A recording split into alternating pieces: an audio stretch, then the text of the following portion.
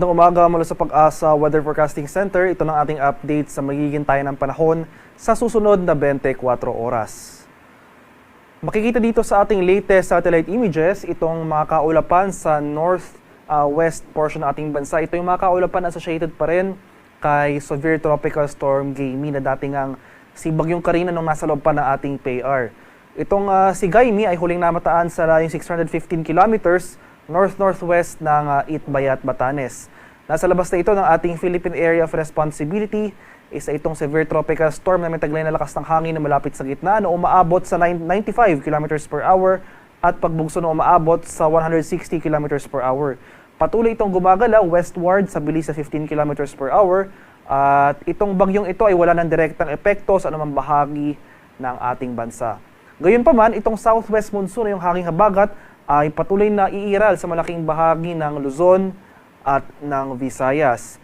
Kaya buong Luzon makakaranas pa rin tayo ngayong araw ng maulap at may mga kalat-kalat na pag-ulan, pagkulog at pagkidlat.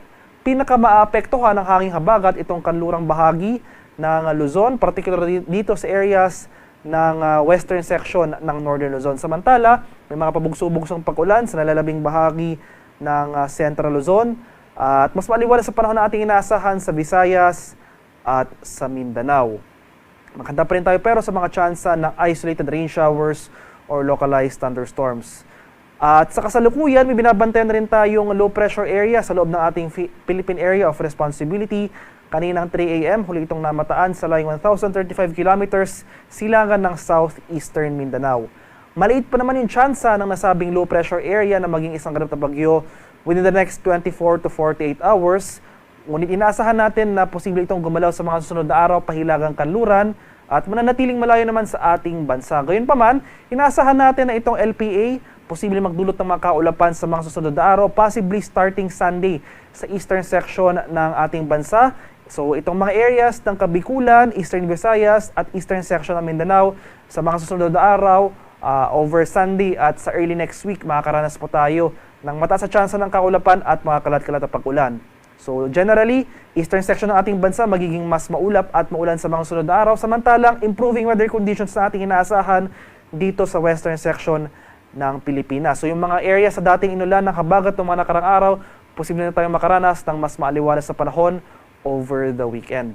Gayunpaman, since may mga naitala nga tayong mga malawakang pagbaha noong nakarang araw, kung makakaranas man tayo ng mga isolated na pag-ulan na dulot ng thunderstorms, nananatiling mataas pa rin yung tsansa ng mga pagbaha at pagguho ng lupa.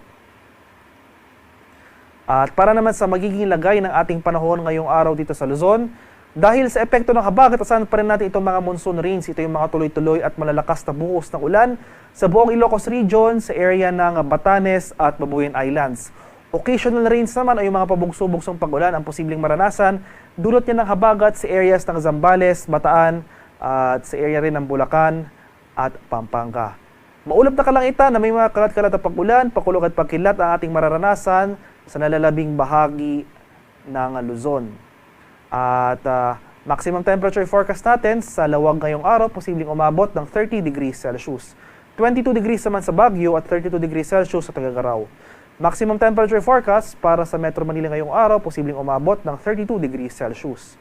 29 degrees naman sa Tagaytay at 32 degrees Celsius sa bahagi ng Legazpi City. So sa mga areas ng Ilocos Region at extreme northern Luzon, maghanda pa rin po tayo sa mga banta ng flash floods at landslides dahil ito yung mga areas na pinaka-naapektuhan ng habagat ngayong araw.